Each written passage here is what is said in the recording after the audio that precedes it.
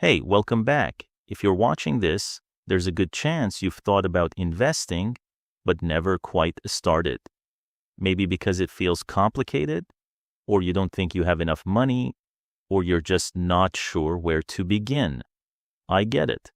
I was exactly there once, so today we're going to fix that. This is a complete beginner's guide to investing. No jargon, no fluff, just a clear, honest walkthrough of how an ordinary person starts investing, grows their money, and builds real financial security over time.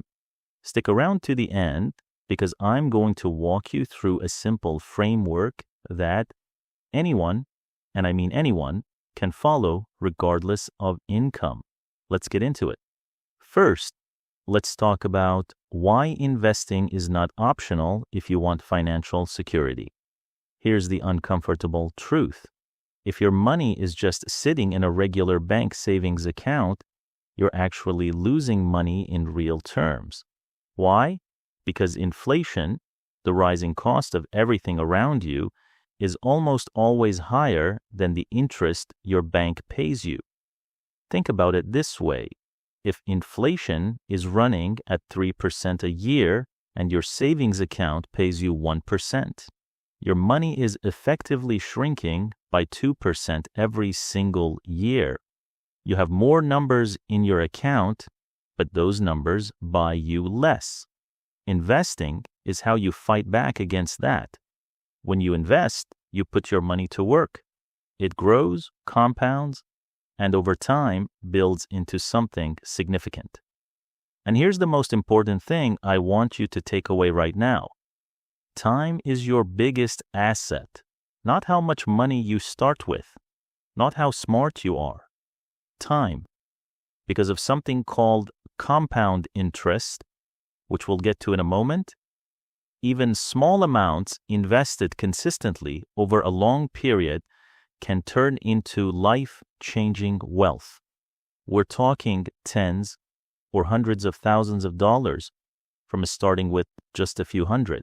That's not hype, that's mathematics. Now, before you invest a single dollar, I need you to do 3 things.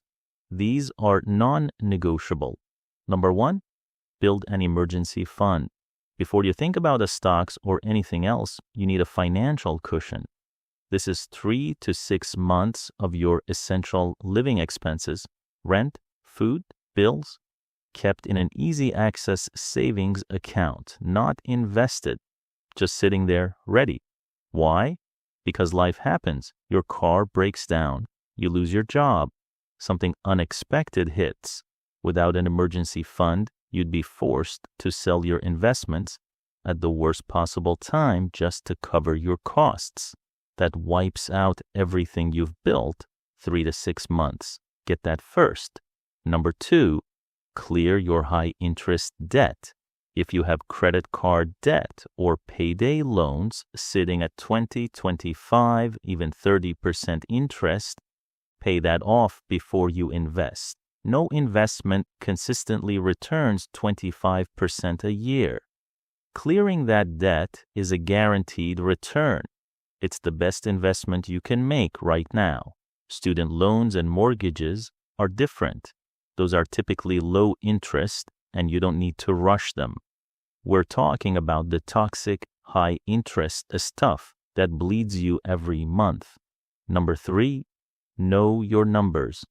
Sit down and figure out your monthly income versus your monthly expenses. Be honest with yourself. Apps like Mint, YNAB, or even a simple spreadsheet work perfectly. The goal is to find out how much you can realistically set aside to invest each month, even if it's just $50 to start. That number, however small, is your starting point, and it's enough. All right, let's cover some basics so you actually understand what you're doing with your money. What is a stock? When you buy a stock, you're buying a tiny piece of ownership in a company. If that company grows and becomes more valuable, your piece is worth more. If the company pays dividends, a share of its profits, you receive that income too. What is a fund? Instead of buying one company's stock, a fund pools money from thousands of investors and buys hundreds or thousands of stocks at once. This is called diversification, and it's incredibly powerful because if one company tanks, it barely dents your overall portfolio. The most beginner-friendly type of fund is an index fund. An index fund simply tracks a market index, like the S&P 500, which is the 500 largest American companies. You're not trying to beat the market. You're just buying a piece of the whole market. And here's something that will genuinely surprise you. Index funds consistently outperform the majority of actively managed funds, where expensive professionals try to pick winning stocks over the long term. The data on this is overwhelming and has been for decades. Now, what is compound interest? This is the magic that makes everything work. Compound interest means you earn returns not just on your original investment, but on all the returns you've already made. Here's a simple example. You invest $1,000. It grows 8% in year one. That's $80. Now you have $1,080. In year two, 8% of $1,080 is $86.40. You earned more in year two without doing a single thing extra. And this keeps snowballing year after year after year. Over 30 years, at an 8% average annual return, that $1,000 becomes over $10,000 without adding another dollar. That's compounding. Now imagine adding money every single month on top of that. Okay, so you've built your emergency fund, you've cleared your high-interest debt, you understand the basics. Where do you actually put your money? Step 1, use tax-advantaged accounts first. In the U.S., if your employer offers a 401k with matching contributions, that is your first stop. Every dollar your employer matches is free money. Always contribute at least enough to get the full employer match. Always. After that, look at a Roth IRA, an individual retirement account where your investments grow completely tax-free. In 2025, you can contribute up to $7,000 per year into a Roth IRA if you're under 50. These accounts exist to help you build wealth with less taken by taxes. Use them before you put money anywhere else. Step 2, choose a platform. For beginners in the U.S., Fidelity, Charles Schwab, and Vanguard are all excellent choices. They have low fees, simple interfaces, and access to the index funds you need.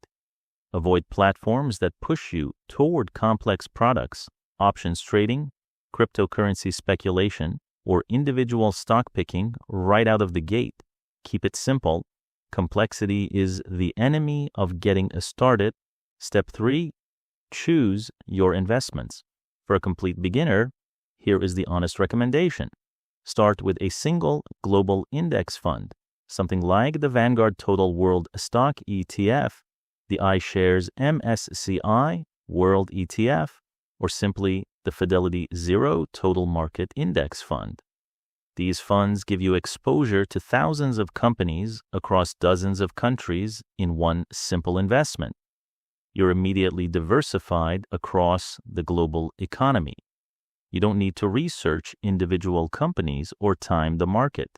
Set it up, automate your contributions, and leave it alone. That's the whole strategy for most people, and it works.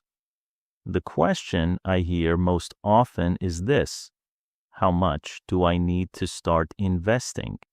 And the answer is always the same: less than you think. Most platforms let you start with as little as $1. The amount matters far less than the habit. Getting started at all is everything. A common rule of thumb is to invest 15% of your income toward retirement. But if that feels out of reach right now, start with whatever you can. $25, $50, $100 a month. The habit of consistent investing is what builds wealth over time, not starting with a large lump sum. Here's what consistent investing actually looks like in practice. Let's say you invest $200 a month into a global index fund starting at age 25. Assuming an average annual return of 7%, which is actually conservative based on long-term historical averages. By age 60, you'd have over $340,000 from $200 a month. Now here's where it gets sobering. If you wait until 35 to start that same habit, you'd end up with around $170,000. That 10-year delay costs you $170,000. That is the cost of waiting, not the cost of investing badly, the cost of simply not starting. Start now, start small, start consistently, and critically automate it. Set up an automatic transfer on payday so the money moves straight into your investment account before you even see it in your checking account. Pay yourself first. This single habit is the most powerful thing you can do for your financial future. When it's automatic, you never have to think about it, you never miss it, and it never stops. Once you're investing regularly, here's how to manage your portfolio without losing your mind. First, don't check it every day, seriously. The market goes up and down constantly. If you're watching your portfolio daily, you will panic at some point and make emotional decisions. Selling when prices drop, buying when everyone else is excited. Both are usually mistakes. Check your investments quarterly at most. Remember your time horizon. You are not a trader trying to make money this week. You are a long-term investor building wealth over decades. Second, don't try to time the market. Nobody does this consistently. Not the hedge funds, not the Wall Street professionals, not the person on YouTube claiming to call every move. Nobody. The strategy that actually works is called dollar cost averaging, investing a fixed dollar amount on a regular schedule regardless of what the market is doing. When prices are high, your money buys fewer shares. When prices drop, it buys more. Over time, your average cost smooths out, and the stress of finding the perfect entry point disappears entirely. Third, rebalance once a year. As certain investments grow faster than others, your portfolio drifts from your original allocation. Once a year, spend 15 minutes reviewing it, sell a little of what's grown the most, and add to what's lagged. That's all. Keeps your risk in check. Fourth, and pay close attention to this one, do not panic sell. Look at this long-term S&P 500 chart on the screen. See those crashes? 2000, 2008, 2020. Each one felt catastrophic in real time. People were certain the market was broken, that it would never recover. Look at what happened after every single one, new highs, every time. The investors who locked in permanent losses were the ones who sold at the bottom and never came back. The investors who sat still, kept contributing, and waited are the ones who built serious wealth. Volatility is not a warning sign. It's the price you pay for long-term returns. Accept it, and it becomes an advantage. Growing your financial life over time. As your income grows and your investing confidence builds, here's how you scale this up. Every raise, every bonus, commit to directing a percentage of that increase straight into your investments before your lifestyle has a chance to expand to fill it. Moving from $200 to $300 a month in contributions might not feel significant today, but compounded over 30 years, It can mean the difference of hundreds of thousands of dollars. Keep learning gradually. You don't need to know everything on day one. Start with your single index fund, build the habit, get comfortable. Then when you're ready, start exploring asset allocation, bonds, real estate investing, tax optimization strategies. Books like The Little Book of Common Sense Investing by John Bogle or I Will Teach You to Be Rich by Ramit Sethi are excellent next steps. As your wealth grows, protect it. Life insurance if you have dependents. Disability insurance if your income depends on your ability to work. And a will? As unglamorous as that sounds, it matters enormously. And finally, give your investing a goal, because money without a purpose is just a number. What are you actually building toward? Early retirement? A home purchase? Financial independence by 50? Name it. Give it a dollar amount and a timeline. That goal is what keeps you investing through the rough patches when the market is down and it feels like nothing is working. So here's where we land. Investing is not for the wealthy. It is not complicated. It does not require a finance degree, a large starting balance, or perfect timing. It requires a foundation, a simple strategy, consistent action, and time. Your action plan starting this week. Check whether your employer offers a 401k match and make sure you're capturing it. Open a Roth IRA if you haven't already. Pick a single global index fund. Set up an automatic monthly contribution, whatever amount you can manage right now. And then let it run. That's the whole playbook. That's how ordinary people build extraordinary financial security over time. The best time to start was 10 years ago.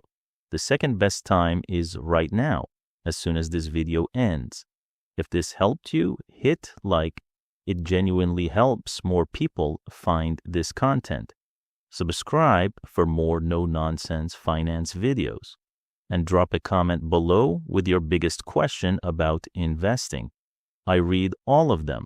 See you in the next one.